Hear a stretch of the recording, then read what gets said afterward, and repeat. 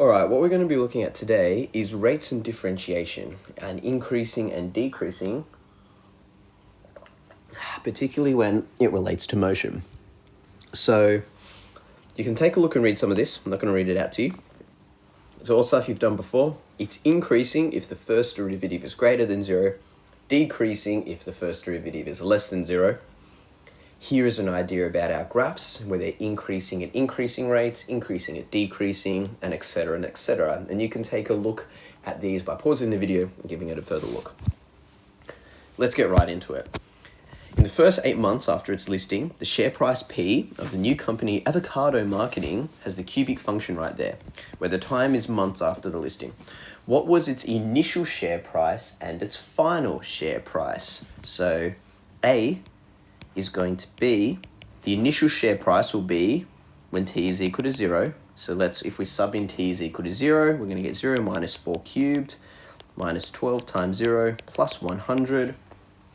And that's going to give us 36 cents, because the price is going to be in cents. Now the final share price, that's going to be when t is equal to 8, because it's over 8 months. So we're going to sub in 8 into this equation. And when we do that, we're going to end up with 68 cents.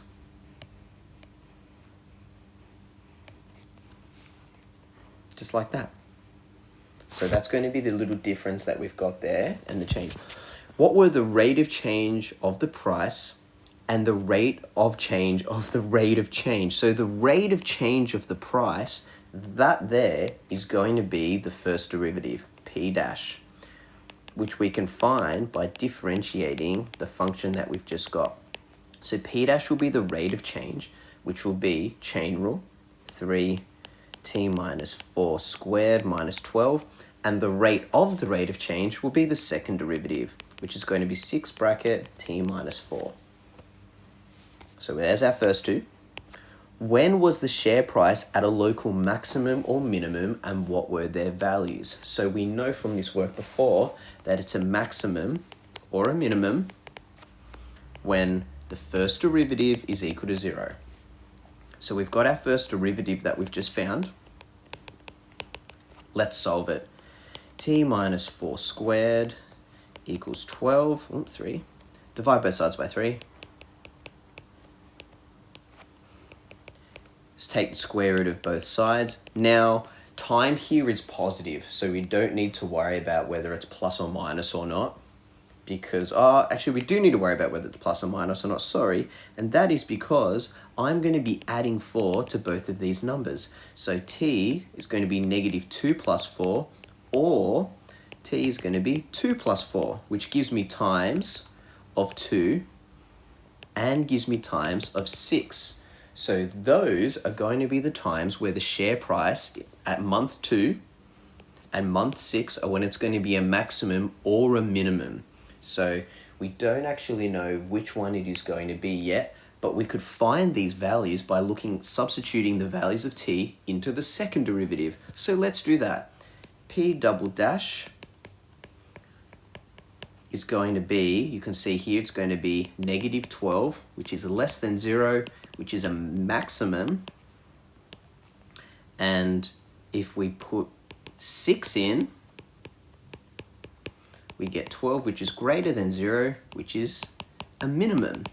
So therefore at month 2, it's going to be a max, and at month 6, it's going to be a minimum. Find any points of inflection, sketch the curve. Points of inflection occur or may occur when the second derivative is equal to 0. Now we have a nice oh my god, I can't type. We have a nice second derivative here. It's going to simply be t is equal to 4. We can divide both sides by 6, and then we've got t minus 4 is equal to 0, but that's not going to really be too necessary when we do this. We can just simply know anything times 0 is 0, and we can go from there.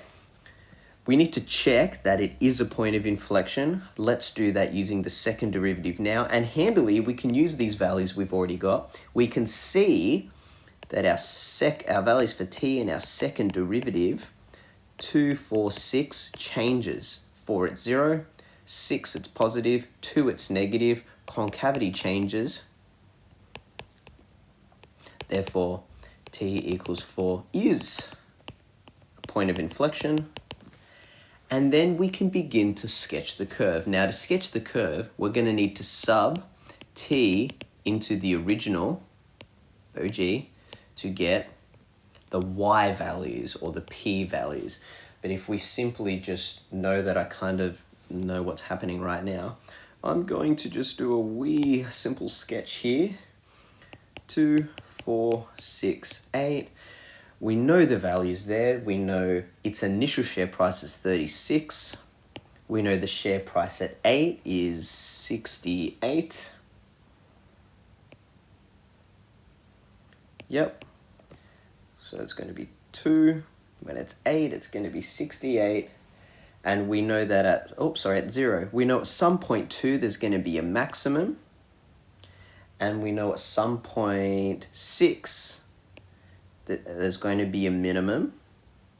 And then that ends up at 64. Now, we don't actually know the y values of those yet because I haven't put it in. So I'm going to put in t is equal to 2 in there right now. 2 minus 4 cubed minus 12, 2 plus 100.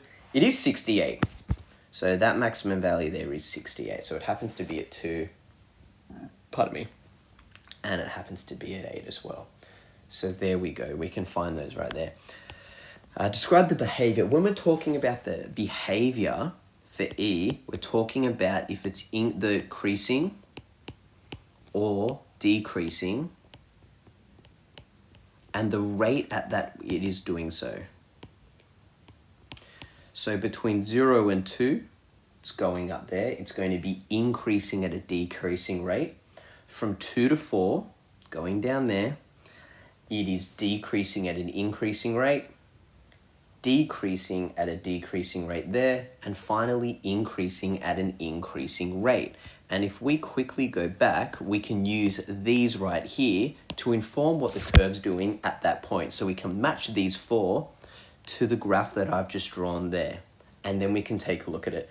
Now, the average share price, I don't have room to do, would simply just be looking at the change from month 0, or month 8, sorry, which is 68 cents, minus month 0 over 8 minus 0. Change in P over change in T. And that gives me about 4 cents per month. First question down. We're going to take a look at, we're only going to take a look at one more. We're going to do question 3 as a separate video, maybe. So number 2, the concentration of a certain drug in the blood at time t hours is, after x units, is x is equal to 0.3 t e to the negative 1.1 t. We want to determine the maximum concentration and the time in which this is reached. Well, that means we're going to need to find the first derivative, x bar. This is 0.3 t times e to the negative 1.1 t. That's product rule. 2 functions multiplied together. U dash is 0.3.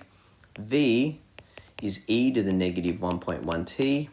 V dash is negative 1.1 e to the negative 1.1 t, differentiating that exponential. So x dash is vu dash plus uv dash. Vu dash 0.3 e to the negative 1.1 t plus uv dash 0.3 times 1.1 plus, well, minus 0.33 e to the negative 1.1 t. The question's actually asking us to find the max concentration, and the maximum will be when that first derivative is equal to 0. So I'm going to solve 0.3 e to the negative 1.1 t minus 0.33 e to the negative 1.1 t, when that there, vu dash plus uv dash, that, there's a t in there that I forgot to put in, that is equal to 0. I can factor out e to the negative 1.1 t, and I'm left with 0.3 minus 0.33 t is equal to 0. I know that I can't do anything to make that 0 because it is an exponential, but I could solve this. So I could solve when 0.3 minus 0.33t is equal to 0.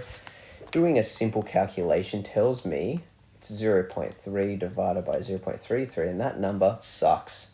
That number there, t, is 0.91, and it is 0.91 hours. Oh, that's terrible. Yeah, that's not great as well. So it's maximum value.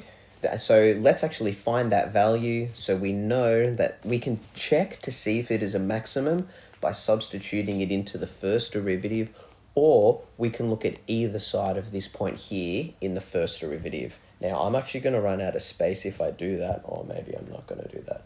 I'm not going to plot the graph. That's actually just, I can quickly plot the graph. So let's take a look. X bar. So we have a value for t and we have a value for x bar.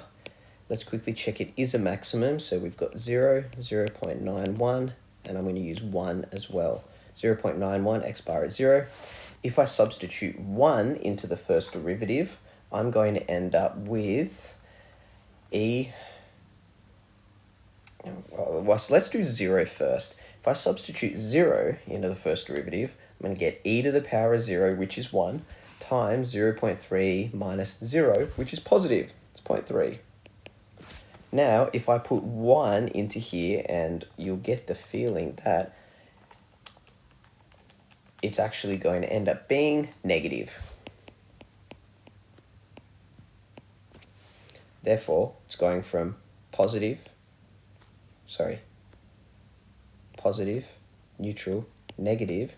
Therefore, it is a maximum at t is equal to 0.91 hours. And now we can find the maximum concentration by sub t equals 0.91 into our original x value, which is 0.3 times 0.91 rounded, because why not, times the exponential of negative 1.1 times 0.91. So the maximum concentration is 0.1, and 0.1 dosage or units or whatever it may be. So that's part 1. If we plot it using graphic software, so if we plot this graph, it's going to end up looking something like this. And I know that because I've actually got it already sorted. This is 0.27, and this here is 2.17. Oh no, this is the axis there. That line here, sorry, I'm just trying to decipher my own drawing, is the line for 0.06. So it actually is going to go up like this, and it's going to go back down like that. This here, that point there, that is 0, 0. That peak right there is 0.1. This time right there is 0.91. Now, that 0.06 line I've drawn is just because I was doing part C at the same time. Sorry, I had it on another bit of paper with the graph already drawn. And we can simply draw the line and look at, okay, when is this graph above 0.06? And it's between approximately 0.27 and 2.17. If you wanted to find those values, you technically could look at solving this graph when x is equal to 0.06. It will require you to use logs, and it will be a bit of a pain, but it is possible to do it that way. Or I got these numbers kind of by estimating what I had and just sort of went from there. I actually used Desmos to give me a hand with this one. So that's rates of change, and we'll do a special part 2 of this rates of change in a second video.